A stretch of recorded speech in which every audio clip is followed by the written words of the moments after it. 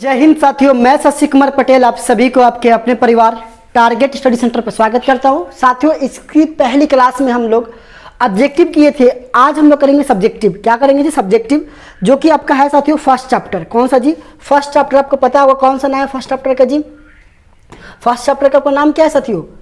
पता होगा, श्रम विभाजन जाति प्रथा। बुक का क्वेश्चन आंसर करेंगे, बोध और अभ्यास। ठीक है, यहाँ पे लिखा हुआ है। सबसे पहला क्वेश्चन क्या रहा है कि लेखक किस विडंबना की बात करते हैं और विडंबना का स्वरूप क्या है? वो कौन सा विडंबना की बात करते हैं लेखक, वो बताना है, और विडंबना का स्वरूप क्या है। मैं ज़्यादा लंबा नहीं क्वेश्चन का आंसर दूंगा, मैं चाहूँगा शॉर्ट क्वेश्चन आंसर है तो शॉर्ट रूप में ही इसका आंसर भी है, मतलब सारा चीज़ों को निचोड़ कार करके आपको सिर्फ आंसर दे दिया जाए। चलिए वही होगा। लेखक के लिए विडंबना की बात यह है कि इस आधुनिक युग में भी जातिवाद के पोषक की कमी नहीं है। इसी को क्या बोलते हैं जी? विडंबना की बात करते हैं, विडंबना का स्वरूप कहते हैं। अब कहोगे तो इसके हम लॉन्ग टर्म से भी आंसर दे देंगे, लेकिन बस आपको उतना ही याद करो जितना सा नंबर आ जाए, इसलिए मैं ज़्यादा छेड़छाड़ इस पर नहीं करता हूँ। अगला प्रश्न देखिए, कह रहा है सेकंड प्रश्न क्या कह रहा है कि जातिवाद के पोषक उसके पक्ष में क्या तर्क देते हैं, यानी कि जातिवाद के पोषक उसके पक्ष में क्या तर्क देते हैं। तो कह रहा है कि जातिवाद के पोषक इस आधुनिक समाज में कार्यकुशलता के लिए श्रम विभाजन को आवश्यक मानता है। क्या मानता है जी? आवश्यक मानता है। और कहते हैं कि जाति प्रथा भी श्रम विभाजन का ही दूसरा रूप है। क्या जी? दूसरा रूप है, इसलिए इसमें कोई बुराई नहीं है। इसलिए इसमें क्या है जी? कोई भी बुराई नहीं है। चलिए, आप उम्मीद करते हैं कि चीज़ों को आप लिखते चल रहे होंगे, कॉपी पे लिखते चलिएगा और मैं बाकी फिर आपको बताते चल रहा हूँ। आज पूरे के पूरे क्वेश्चन से खत्म कर लेंगे। एक वीडियो में क्वेश्चन से, एक वीडियो में ऑब्जेक्टिव, और फिर बच जाएगा जो चीज़ देखा जाएगा। तीसरा कह रहे क्वेश्चन कि जातिवाद के पक्ष में दिए गए तर्कों पर लेखक की प्रमुख आपत्तियां क्या है। लेखक की जो प्रमुख आपत्तियां है वो क्या है? आंसर हो जाएगा साथियों इसका, जातिवाद के पक्ष में दिए गए तर्कों पर लेखक की पहली आपत्ति यह है कि जाति प्रथा श्रम विभाजन के साथ साथ लोगों का भी विभाजन करती है। जो जाति प्रथा है वो श्रम विभाजन के साथ साथ किसका विभाजन करता है जी? तो लोगों का विभाजन करती है। फिर कहता है कि श्रम विभाजन निश्चय ही सभ्य समाज की आवश्यकता है। निश्चय क्या है? सभ्य समाज की आवश्यकता है, परंतु किसी सभ्य समाज में कार्य के साथ साथ लोगों का विभाजन सही नहीं है। यानी काम तो बंटवारा ठीक है, लेकिन साथ साथ लोगों का जो बंटवारा होता है वो सही नहीं है। यही इसके बारे में क्या था जी? प्रमुख आपत्तियां है। चलिए, आई होप कि समझ पा रहे होंगे चीजें अगर आप किताब पढ़े होंगे। तो चलिए आगे चलते हैं हम लोग फोर्थ नंबर में। 4 नंबर कह रहा है कि जाति प्रथा भारतीय समाज में श्रम विभाजन का स्वाभाविक रूप क्यों नहीं कही जा सकती है। तो आंसर होगा, भारत की जाति प्रथा की एक और विशेषता यह है कि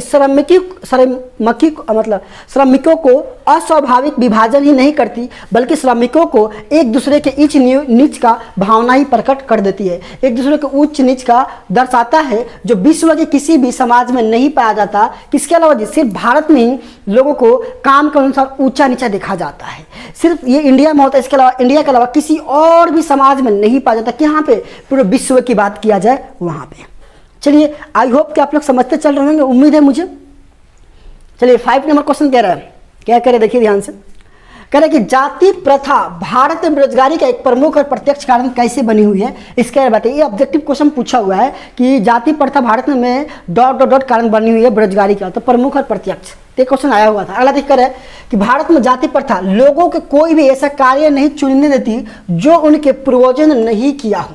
लोगों अपने पूर्वजों का ही कार्य चुनते हैं, जिसके कारण जाति प्रथा भारत में बेरोजगारी का प्रत्यक्ष और बेरोजगार कारण बनी हुई। कहने का मतलब जो दादा करते आए हैं वही बेटा भी कर रहा है, वही फिर पोता भी करेगा। यही इसको कह रहे हैं कि बेरोजगारी का प्रमुख कारण है। क्यों? जाति के अनुसार। अच्छा, इस जाति में बच्चा जन्म ले लिया तो यही काम करेगा, दूसरा काम पेशा नहीं बदल सकता। इसीलिए भारत में जाति प्रथा क्या जी? बेरोजगारी का प्रमुख कारण बना हुआ है।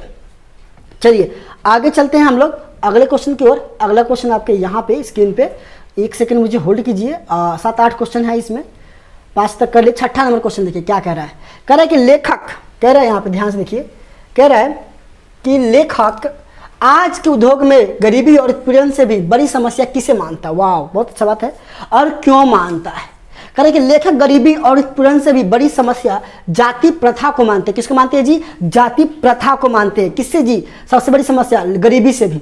कौन सा सबसे बड़ी सारी उत्पीड़न समस्या है जी? तो वह जाति प्रथा को मानते हैं, क्योंकि जाति प्रथा लोगों को अनेक स्वभाव के अनुसार कार्य चुनने की अनुमति नहीं देता है, यानी कि उसका मन किया तो अपने अनुसार अपने अकॉर्डिंग वो कार्य को नहीं चुन सकता है। इसलिए इसको सबसे बड़ा क्या मानते हैं जी? गरीबी और उत्पीड़न से बड़ी समस्या किसको मानते हैं जी? जाति प्रथा को। यही यहाँ पे कारण था। अगला क्वेश्चन आते हैं हम लोग 7 नंबर, ध्यान से देखिए। 7 कह रहा है, लेखक ने पाठ में किन प्रमुख पहलुओं से जाति प्रथा को एक हानिकारक प्रथा का रूप दिखाया है? मतलब लेखक जो है ना इसमें भीमराव अम्बेडकर, वो कैसे बताया है कि जाति प्रथा को एक हानिकारक प्रथा के रूप में दिखाया गया है? तो कह रहा है कि इस पाठ में लेखक ने कई पहलुओं से जाति प्रथा को एक हानिकारक प्रथा क्या किया जी? बताया है, जिसमें आर्थिक और रचनात्मक पहलू सबसे प्रमुख है। आर्थिक और रचनात्मक कहने का मतलब जो हम लोगों का आर्थिक से हो, ठीक है।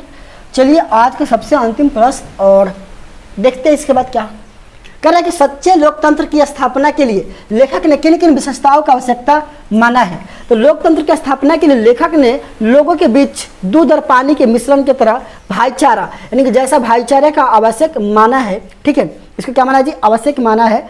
उसी को क्या बोलते हैं जी? इसी को बोलते हैं कि विशेषता है, मतलब लोकतंत्र का विशेषता है। और इसी को बोलते हैं भाईचारे, दूध और पानी के मिश्रण को ही भाईचारा को क्या बोलते हैं जी? लोकतंत्र भी बोलते हैं। तो इसी के साथ जो हमारा ये था क्वेश्चन आंसर सब्जेक्टिव का, वो समाप्त होता है। मिलते हैं आपसे अगले वीडियो में, तब तक के लिए पढ़ते रहिए, बढ़ते रहिए। जय हिंद, जय भारत।